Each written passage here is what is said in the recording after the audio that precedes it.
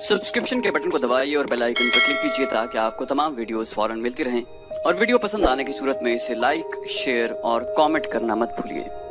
कबीला कुरैश का सरदार आला अबू सुफियान, जो किसी वक्त ललकार कर बात किया करता था और मुसलमानों के गिरोह को मोहम्मद का गिरोह कहकर उन्हें पल्ले ही नहीं बांधता था, अब बुझ कर रह गया था। खालिद बिन वलीद रज़ी अल्लाह अन्हु के कबूल इस्लाम के बाद तो अबू सुफियान सिर्फ सरदार रह गया था। यूं लगता था जैसे जंगो जदल के साथ उसका कभी कोई ताल्लुक रहा ही ना हो। उस्मान बिन तलहा और अमर बिन अल आस रज़ी अल्लाह अन्हु जैसे माहिर जंगजू भी उसका साथ छोड़ गए थे। उसके पास अभी अक्रमा और सफवान जैसे सालार मौजूद थे, लेकिन अबू सुफियान साफ तौर पर महसूस करने लगा था कि उसकी यानी कुरैश की जंगी ताकत बहुत कमजोर हो गई है। तुम बुज़दिल हो गए हो अबू सुफियान। उसकी बीवी हिंद ने एक रोज उससे कहा, तुम मदीना वालों को मोहलत और मौका दे रहे हो कि वो लश्कर इकट्ठा करते चले जाएं और एक रोज आकर मक्के की ईंट से ईंट बजा दें। अबू सुफियान ने मायूसी के आलम में कहा, मेरे साथ रह ही कौन गया है? मुझे उस शख्स की बीवी कहलाते शर्म आती है जो अपने खानदान और अपने कबीले के मकतूलीन के खून का इंतकाम लेने से डरता है। हिंद ने कहा। अबू सुफियान ने जवाब दिया, मैं कत्ल हो सकता हूँ, मैं बुज़दिल नहीं, डरपोक भी नहीं, लेकिन मैं अपने वादे से नहीं फिर सकता। क्या तुम भूल गई हो कि हुदैबिया में मोहम्मद सल्लल्लाहु अलैहि वसल्लम के साथ मेरा क्या मुआहिदा हुआ था? अहले कुरैश और मुसलमान 10 साल तक आपस में नहीं लड़ेंगे। अगर मैं मुआहिदा तोड़ दूं और मैदान जंग में मुसलमान हम पर गालिब आ जाएं, तुम मत लड़ो। हिंद ने कहा, कुरैश नहीं लड़ेंगे, हम किसी और कबीले को मुसलमानों के खिलाफ लड़ा सकते हैं। हमारा मकसद मुसलमानों की तबाही है। हम मुसलमानों के खिलाफ लड़ने वालों को दरपर्दा मदद दे सकते हैं। कुरैश के सिवा कौन है जो मुसलमानों के खिलाफ लड़ने की जुर्रत करेगा?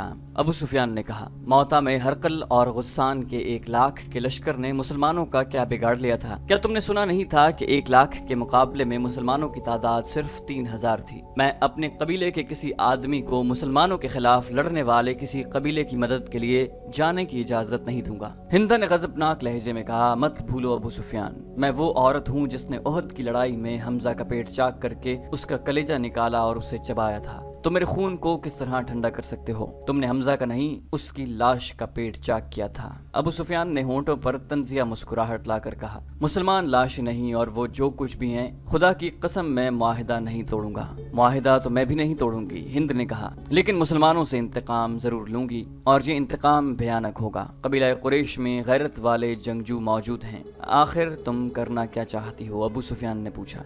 तुम्हें जल्दी पता चल जाएगा, हिंद ने जवाब दिया। मक्का के गिरदोनिवाह में खिज़ा और बनु बकर 2 कबीले आबाद थे। उनकी आपस में बड़ी पुरानी अदावत थी। हुदैबिया में जब मुसलमानों और कुरैश में सुलह हो गई और 10 साल तक अदम जारहियत का मुआहिदा हो गया, तो ये दोनों कबीले इस तरह उस माहिदे के फरीक बन गए कि कबीला खिज़ा ने मुसलमानों का और कबीला बनु बकर ने कुरैश का इत्तेहादी बनने का ऐलान कर दिया। मुआहिदा जो तारीख में सुलह हुदैबिया के नाम से मशहूर हुआ, खिज़ा और बनु बकर के लिए यूं फायदेमंद साबित हुआ कि दोनों कबीलों के आए दिन की लड़ाइयां बंद हो गईं। अचानक यूं हुआ कि बनु बकर ने एक रात खिज़ा के एक बस्ती पर हमला कर दिया। ये कोई भी न जान सका कि बनु बकर ने मुआहिदा क्यों तोड़ दिया था। एक रिवायत है कि उसके पीछे हिंद का हाथ था। खिज़ा चूंकि मुसलमानों के इत्तेहादी थे, इसलिए हिंद ने इस तवक्को पर खिज़ा पर बनु बकर से हमला करवाया था कि खिज़ा मुसलमानों से मदद मांगेंगे और मुसलमान उनकी मदद को जरूर आएंगे, और वो जब बनु बकर पर हमला करेंगे तो कुरैश मुसलमानों पर हमला कर देंगे। एक रिवायत यह है कि ये गुस्सानी ईसाइयों और यहूदियों की साजिश थी। उन्होंने सोचा था कि कुरैश और मुसलमानों के इत्तेहादियों को आपस में लड़ा दिया जाए तो कुरैश और मुसलमानों के दरमियान लड़ाई हो जाएगी। बनु बकर खिज़ा के मुकाबले में ताकतवर कबीला था। गुस्सानियों और यहूदियों ने बनु बकर की एक लड़की अगवा करके कबीला खिज़ा की एक बस्ती में पहुंचा दी और बनु बकर के सरदारों से कहा कि खिज़ा ने उनकी लड़की को अगवा करके ले आए हैं। बनु बकर ने जासूसी की और पता चला कि उनकी लड़की वाकई खिज़ा की एक बस्ती में है। हिंद ने अपने खामद अबू सुफियान को बताए बगैर कुरैश के कुछ आदमी बनु बकर को दे दिए। उनमें कुरैश के मशहूर सालार अक्रमा और सफवान भी थे। चूंकि हमला रात को किया गया था, इसलिए खिज़ा के 20 आदमी मारे गए। ये राज हर किसी को मालूम हो गया कि बनु बकर के हमले में कुरैश के आदमी मदद के लिए गए थे। خزاع کا سردار اپنے ساتھ 2-3 آدمی لے کر مدینے چلا گیا۔ خزاع غیر مسلم قبیلہ تھا۔ اس کے یہ آدمی حضور اکرم صلی اللہ علیہ وآلہ وسلم کے پاس پہنچے اور آپ کو بتایا کہ بنو بکر نے قریش کی پشت پناہی سے حملہ کیا اور قریش کے کچھ جنگجو بھی اس حملے میں شریک تھے۔ خزاع کے ایلچی نے حضور صلی اللہ علیہ وآلہ وسلم کو بتایا کہ اکرمہ اور صفوان بھی اس حملے میں شامل تھے۔ رسول اکرم صلی اللہ علیہ وآلہ وسلم غصے میں آ گئے۔ یہ معاہدے کی خلاف ورزی تھی۔ آپ صلی اللہ علیہ وآلہ وسلم نے مجاہدین کو تیاری کا حکم دے دیا۔ مورخ لکھتے ہیں کہ رسول اللہ صلی اللہ علیہ وآلہ وسلم کا رد عمل بڑا ہی شدید تھا۔ اگر معاملہ صرف بنو بکر اور خزاع کی آپس میں لڑائی کا ہوتا تو حضور شاید کچھ اور فیصلہ کرتے، لیکن بنو بکر کے حملے میں قریش کے نامی گرامی سالار اکرمہ اور صفوان بھی شامل تھے۔ اس لیے آپ صلی اللہ علیہ وآلہ وسلم نے فرمایا کہ معاہدے کی خلاف ورزی کی ذمہ داری اہل قریش پر عائد ہوتی ہے۔ ابو سفیان نے صلح حدیبیہ کی خلاف ورزی کی ہے۔ مدینہ کی گلیوں اور گھروں میں آوازیں سنائی دینے لگیں، رسول اللہ صلی اللہ علیہ وسلم کے حکم پر ہم مکہ کی اینٹ سے اینٹ بجا دیں گے، اب قریش کو ہم اپنے قدموں میں بٹھا کر دم لیں گے۔ رسول اللہ صلی اللہ علیہ وسلم نے مکہ پر حملے کے تیاری کا حکم دے دیا۔ ابو سفیان کو اتنا ہی پتہ چلا تھا کہ بنو بکر نے خزاع پر شب خون کی طرز کا حملہ کیا ہے اور خزاع کے کچھ آدمی مارے گئے ہیں۔ اسے یاد آیا کہ اکرمہ اور صفوان صبح سویرے گھوڑوں پر سوار کہیں سے آ رہے تھے۔ اس نے ان سے پوچھا تھا کہ وہ کہاں سے آ رہے ہیں، تو انہوں نے جھوٹ بولا تھا کہ وہ گھڑ دوڑ کے لیے گئے تھے۔ دوپہر کے وقت جب اسے پتہ چلا کہ بنو بکر نے خزاع پر حملہ کیا ہے تو اس نے اکرمہ اور صفوان کو بلایا۔ تم دونوں مجھے کس طرح یقین دلا سکتے ہو کہ خزاع کی بستی پر بنو بکر کے حملے میں تم شریک نہیں تھے؟ ابو سفیان نے ان سے پوچھا، کیا تم بھول گئے ہو کہ بنو بکر ہمارے دوست ہیں؟ صفوان نے کہا، اگر دوست مدد کے لیے پکاریں تو کیا تم دوستوں کو پیٹھ دکھاؤ گے؟ میں کچھ بھی نہیں بھولا۔ ابو سفیان نے کہا، خدا کی قسم تم بھول گئے ہو کہ قبیلہ قریش کا سردار کون ہے۔ میں ہوں تمہارا سردار، میری اجازت کے بغیر تم کسی اور کا ساتھ نہیں دے سکتے۔ ابو سفیان، اکرمہ نے کہا، میں تمہیں اپنے قبیلے کا سردار مانتا ہوں، تمہاری کمان میں لڑائیاں لڑی ہیں، تمہارا ہر حکم مانا ہے، لیکن ہم دیکھ رہے ہیں کہ تم قبیلے کے وقار کو مجروح کرتے چلے جا رہے ہو۔ تم نے اپنے دل پر مدینہ والوں کا خوف طاری کر لیا ہے۔ اگر میں قبیلے کا سردار ہوں تو میں کسی کو ایسا جرم بخشوں گا نہیں جو تم نے کیا ہے، ابو سفیان نے کہا۔ ابو سفیان، اکرمہ نے کہا، وہ وقت تمہیں یاد ہوگا جب خالد مدینہ کو رخصت ہوا تھا، تم نے اسے بھی دھمکی دی تھی اور میں نے تمہیں کہا تھا کہ ہر کسی کو حق حاصل ہے کہ وہ اس عقیدے کا پیروکار ہو جائے جسے وہ اچھا سمجھتا ہے، اور میں نے تمہیں یہ بھی کہا تھا کہ تم نے اپنا رویہ نہ بدلا تو میں بھی تمہارا ساتھ چھوڑنے اور محمد صلی اللہ علیہ وآلہ وسلم کی اطاعت قبول کرنے پر مجبور ہو جاؤں گا۔ کیا تم نہیں سمجھتے کہ باوقار لوگ اپنے عہد کی خلاف ورزی نہیں کیا کرتے؟ ابو سفیان نے کہا، تم نے بنو بکر کا ساتھ دے کر اور مسلمانوں کے اتحادی قبیلے پر حملہ کر کے اپنے قبیلے کا وقار تباہ کر دیا ہے۔ اگر تم یہ سوچ رہے ہو کہ محمد صلی اللہ علیہ وآلہ وسلم نے مکہ پر حملہ کر دیا تو تم حملہ پسپا کر دو گے تو تم خوش فہمی میں مبتلا ہو۔ کون سے میدان میں تم نے مسلمانوں کو شکست دی ہے؟ کتنا لشکر لے کر تم نے مدینہ کو محاصرے میں لیا تھا؟ وہاں سے پسپائی کا حکم تم نے دیا تھا۔ صفوان نے کہا، تم نے ہار مان لی تھی۔ میں تم جیسے ضدی اور کوتاہ بین آدمیوں کے پیچھے پورے قبیلے کو ذلیل و خوار نہیں کراؤں گا۔ ابو سفیان نے کہا، میں مسلمانوں کے ساتھ ابھی چھیڑخانی نہیں کر سکتا۔ میں محمد صلی اللہ علیہ وآلہ وسلم کو بتانا چاہتا ہوں کہ ہمارے ایک دوست قبیلے نے مسلمانوں کے ایک دوست قبیلے پر حملہ کیا ہے اور اس میں قریش کے چند ایک آدمی شامل ہو گئے تھے، تو اس سے یہ مطلب نہ لیا جائے کہ میں نے معاہدے کی خلاف ورزی کی ہے۔ میں محمد صلی اللہ علیہ وآلہ وسلم کو بتاؤں گا کہ قبیلہ قریش حدیبیہ کے معاہدے پر قائم ہے۔ وہ اکرمہ اور صفوان کو وہیں کھڑا چھوڑ کر وہاں سے چلا گیا۔ ابو سفیان اسی روز مدینہ کو روانہ ہو گیا۔ اہل مکہ حیران تھے کہ ابو سفیان اپنے دشمن کے پاس چلا گیا ہے۔ اس کے خلاف آوازیں اٹھنے لگیں۔ اس کی بیوی ہند پھنکارتی پھر رہی تھی۔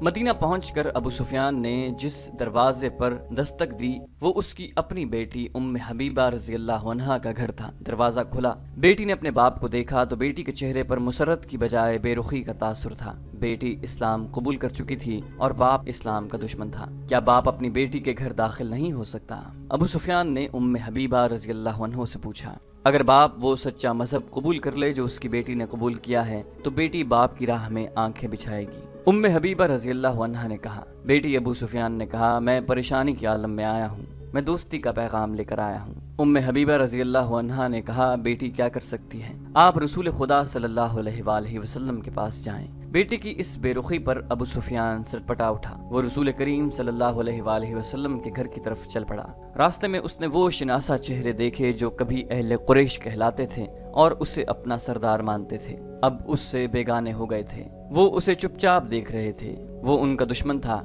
उसने उनके खिलाफ लड़ाइयाँ लड़ी थीं। उहुद की जंग में अबू सुफियान की बीवी हिंद ने मुसलमानों की लाशों के पेट चाक किए और उनके कान और नाकें काट कर उनका हार बनाया और अपने गले में डाला। अबू सुफियान अहले मदीना की घूरती हुई नजरों से गुजरता रसूल करीम सल्लल्लाहु अलैहि वसल्लम के यहाँ पहुंचा। उसने हाथ बढ़ाया। रसूल करीम सल्लल्लाहु अलैहि वसल्लम ने मुसाफा किया, लेकिन आपकी बेरुखी नुमाया थी। रसूल करीम सल्लल्लाहु अलैहि वसल्लम को इतला मिल चुकी थी कि बनु बकर ने अहले कुरैश की मदद से खिजा पर हमला किया है। आप सल्लल्लाहु अलैहि वसल्लम अहले कुरैश को फरेबकार समझ रहे थे। ऐसे दुश्मन का आप सल्लल्लाहु अलैहि वसल्लम के पास एक ही इलाज था कि फौज कशी करो ताकि वो ये न समझे कि हम कमजोर हैं। अबू सुफियान ने कहा, ए मोहम्मद सल्लल्लाहु अलैहि वसल्लम, मैं ये गलत फहमी रफा करने आया हूँ कि मैंने हुदैबिया के सुलहनामे की खिलाफ वर्जी की है। अगर बनु बकर की मदद को कबीला कुरैश के चंद आदमी मेरी इजाजत के बगैर चले गए थे तो ये मेरा कसूर नहीं, मैंने मुआहिदा नहीं तोड़ा।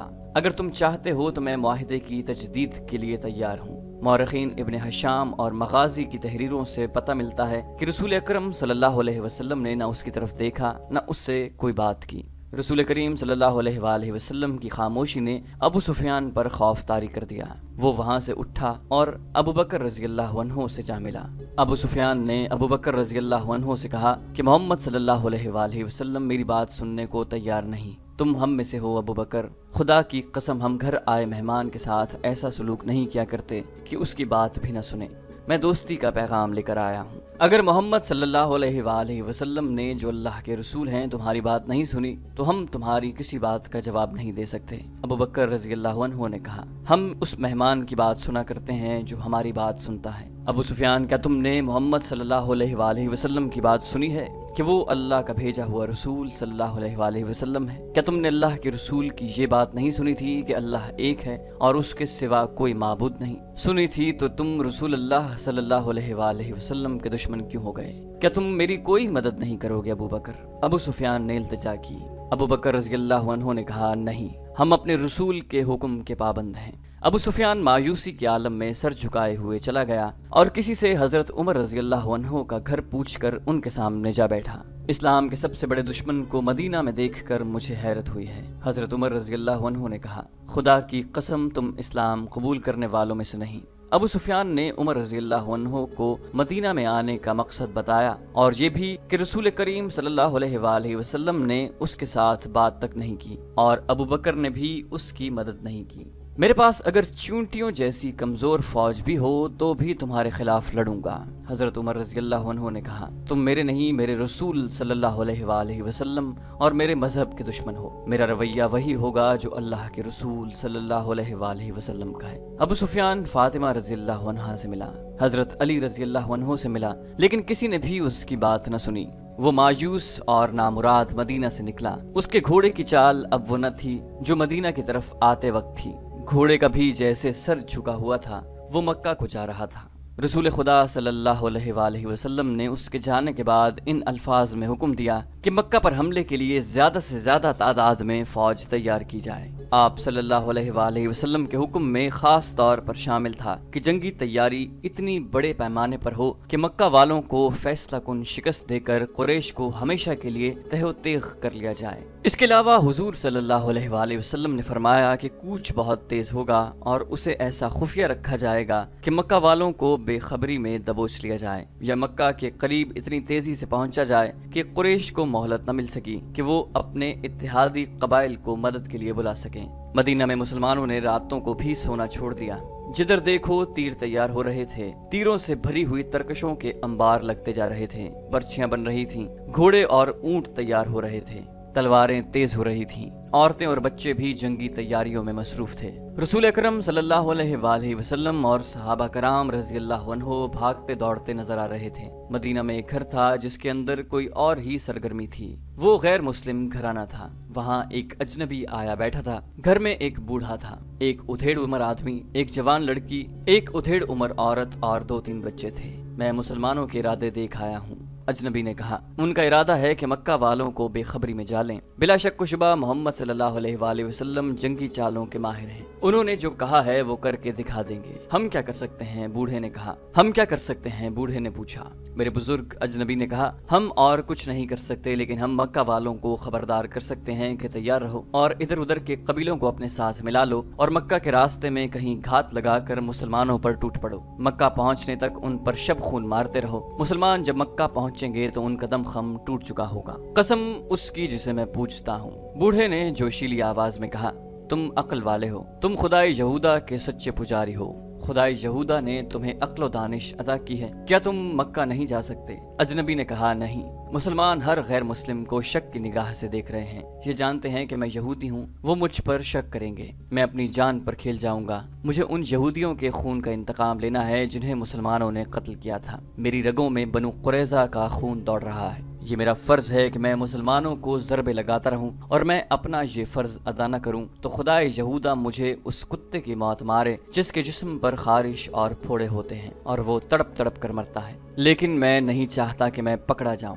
मैं मुसलमानों को डंक मारने के लिए जिंदा रहना चाहता हूँ। मैं बूढ़ा हूँ। बूढ़े ने कहा, मक्का दूर है। घोड़े या ऊंट पर इतना तेज सफर नहीं कर सकूंगा कि मुसलमानों से पहले मक्का पहुंच जाऊं। ये काम बच्चों और औरतों का भी नहीं। मेरा बेटा है मगर बीमार है। इस इनाम को देखो जो हम तुम्हें दे रहे हैं। अजनबी यहूदी ने कहा, ये काम कर दो। इनाम के अलावा हम तुम्हें अपने मजहब में शामिल करके अपनी हिफाजत में ले लेंगे। क्या ये काम मैं कर सकती हूँ? उधेड़ उम्र औरत ने कहा, तुमने मेरी ऊंटनी नहीं देखी। तुमने मुझे ऊंटनी की पीठ पर कभी नहीं देखा। इतनी तेज ऊंटनी मदीना में किसी के पास नहीं है। हाँ, यहूदी ने कहा, तुम ये काम कर सकती हो। ऊंटों और बकरियों को बाहर ले जाओ। तुम्हारी तरफ कोई ध्यान नहीं देगा। तुम उन्हें चराने के लिए हर रोज ले जाती हो। आज भी ले जाओ और मदीना से कुछ दूर जाकर अपनी ऊंटनी पर सवार हो जाओ। उसने एक कागज एक औरत को देते हुए कहा, इसे अपने सर के बालों में छुपा लो। ऊंटनी को दौड़ाती ले जाओ और मक्का में अबू सुफियान के घर जाओ और बालों में से ये कागज निकाल कर उसे दो। औरत ने कागज लेते हुए कहा, मेरा इनाम मेरे दूसरे हाथ पर रख दो और इस यकीन के साथ मेरे घर से जाओ कि मुसलमान मक्का से वापस आएंगे तो उनकी तादाद आधी भी न होगी। उनके सर झुके हुए होंगे और शिकस्त उनके चेहरों पर लिखी हुई होगी। यहूदी ने सोने के 3 टुकड़े औरत को दिए और बोला, ये उस इनाम का निस्फ हिस्सा है जो हम तुम्हें उस वक्त देंगे जब तुम ये पैगाम अबू सुफियान के हाथ में देकर वापस आ जाओगी। अगर मैंने काम कर दिया और जिंदा वापस न आ सकी तो बाकी इनाम तुम्हारे बीमार खामद को मिलेगा। यहूदी ने कहा। ये औरत अपने ऊंट और बकरियां चराने के लिए गई। उन्हें वो हाँकती जा रही थी। किसी ने भी न देखा कि ऊंटों की पीठें नंगी थीं, लेकिन एक ऊंटनी सवारी के लिए तैयार की गई थी। उसके साथ पानी का मशकीजा और एक थैला भी बंधा हुआ था। औरत उस रेवड़ को शहर से दूर ले गई। बहुत देर गुजर गई तो यहूदी ने उस जवान लड़की को जो घर में थी कहा, वो जा चुकी होगी, तुम जाओ और ऊंटों और बकरियों को शाम के वक्त वापस ले आना। वो लड़की हाथ में गडरियों वाली लाठी लेकर बाहर निकल गई, लेकिन वो शहर से बाहर जाने की बजाय शहर के अंदर चली गई। वो इस तरह इधर उधर देखती जा रही थी जैसे किसी को ढूंढ रही हो। वो गलियों में से गुजरी और एक मैदान में जा रुकी। वहाँ बहुत से मुसलमान ढालें और तलवारें लिए तेगजनी की मशक कर रहे थे। एक तरफ शुतर दौड़ हो रही थी और तमाशाइयों का भी हुजूम था। लड़की उस हुजूम के इर्द गिर्द घूमने लगी। ये किसी को ढूंढ रही थी। उसके चेहरे पर परेशानी के आसार थे जो बढ़ते जा रहे थे। उसके कदम तेजी से उठने लगे। एक जवान साल आदमी ने उसे देख लिया और बड़ी तेज चलता उसके पीछे गया। करीब पहुंचकर उसने धीमी आवाज से कहा, जारिया। लड़की ने चौंक कर पीछे देखा और उसके चेहरे से परेशानी का तासुर उड़ गया। जारिया ने कहा, वहीं आ जाओ, और वो दूसरी तरफ चली गई। जारिया को वहां पहुंचते खासा वक्त लग गया जहां वो औरत ऊंटों और बकरियों को ले जाया करती थी। ऊंट और बकरियां वहीं थीं, वो औरत और उसकी ऊंटनी वहां नहीं थे। जारिया वहां इस अंदाज से बैठ गई जैसे बकरियां चराने आई हो। वो बार बार उठती और शहर की तरफ देखती थी। उसे अपनी तरफ कोई आता नजर नहीं आ रहा था। वो एक बार फिर परेशान हो गई। सूरज डूबने के लिए उफक की तरफ जा रहा था जब वो आता दिखाई दिया। जारिया ने सुकून की आह भरी और बैठ गई। ओह उबैद, जारिया ने उसे अपने पास बिठाकर कहा, तुम इतनी देर से क्यों आए हो? मैं परेशान हो रही हूँ। क्या तुमने मुझे परेशानी का इलाज नहीं बताया? उबैद ने कहा, मेरे मजहब में आ जाओ और तुम्हारी परेशानी खत्म हो जाएगी। जब तक तुम इस्लाम कबूल नहीं करती मैं तुम्हें अपनी बीवी नहीं बना सकता। जारिया ने कहा, ये बातें फिर कर लेंगे, लेकिन आज मेरे दिल पर बड़ा बोझ आन पड़ा है। कैसा बोझ? मुसलमान मक्का पर हमला करने जा रहे हैं। जारिया ने कहा, तुम न जाओ उबैद, तुम्हें अपने मजहब की कसम है कि न जाना। मक्का वालों में इतनी जान नहीं रही कि वो हमारे मुकाबले में जम सकें। उबैद ने कहा, लेकिन जारिया, उनमें जान हो न हो, मुझे अगर मेरे रसूल सल्लल्लाहु अलैहि वसल्लम आग में कूद जाने का हुक्म देंगे तो मैं अल्लाह के रसूल का हुक्म मानूंगा। दिल पर बोझ न डालो जारिया, हमारा हमला ऐसा होगा कि उन्हें उस वक्त हमारी खबर होगी जब हमारी तलवारें उनके सरों पर चमक रही होगी। ऐसा नहीं होगा उबैद, ऐसा नहीं होगा। वो घात में बैठे होंगे। आज रात के पिछले पहर या कल सुबह अबू सुफियान को पैगाम मिल जाएगा कि मुसलमान तुम्हें बेखबरी में दबोचने के लिए आ रहे हैं। तुम न जाना उबैद। कुरैश और उनके दोस्त कबीले तैयार होंगे। उबैद ने बिदक कर पूछा, क्या कह रही हो जारिया? अबू सुफियान को किसने पैगाम भेजा है? एक यहूदी ने, जारिया ने कहा, और पैगाम मेरे बड़े भाई की बीवी लेकर गई है। मेरी मोहब्बत का अंदाजा करो उबैद, मैंने तुम्हें वो राज दे दिया है जो मुझे नहीं देना चाहिए था। ये सिर्फ इसलिए दिया है कि तुम किसी बहाने रुक जाओ। कुरैश और दूसरे कबीले मुसलमानों का कश्तो खून करेंगे कि कोई किस्मत वाला मुसलमान जिंदा वापस आएगा। उबैद ने उससे पूछ लिया कि उसके भाई की बीवी किस तरह और किस वक्त रवाना हुई है। उबैद उठ खड़ा हुआ और जारिया जैसी हसीन और नौजवान लड़की और उसकी वालिहाना मोहब्बत को नजरअंदाज करके शहर की तरफ दौड़ पड़ा। उसे जारिया की आवाजें सुनाई देती रहीं, रुक जाओ उबैद। और उबैद जारिया की नजरों से ओझल हो गया। रसूल करीम सल्लल्लाहु अलैहि वसल्लम को पूरी तफसील से बताया गया कि एक औरत बड़ी तेज रफ्तार ऊंटनी पर अबू सुफियान के नाम पैगाम अपने बालों में छुपा कर ले गई है। उसे अभी रास्ते में होना चाहिए था। रसूल करीम सल्लल्लाहु अलैहि वसल्लम ने उसी वक्त हजरत अली रजी अल्लाह अन्हो और हजरत जुबैर रजी अल्लाह अन्हो को बुलाकर उस औरत की और उसकी ऊंटनी की निशानियां बताईं और उन्हें उस औरत के रास्ते में पकड़ने को भेज दिया। हजरत अली और हजरत जुबैर रजी अल्लाह अन्हो के घोड़े अरबी नस्ल के थे और उन्होंने उसी वक्त घोड़े तैयार किए और एड़े लगा दी। उस वक्त सूरज गुरूब हो रहा था। दोनों शहसवार मदीना से दूर निकल गए। सूरज गुरूब हो गया।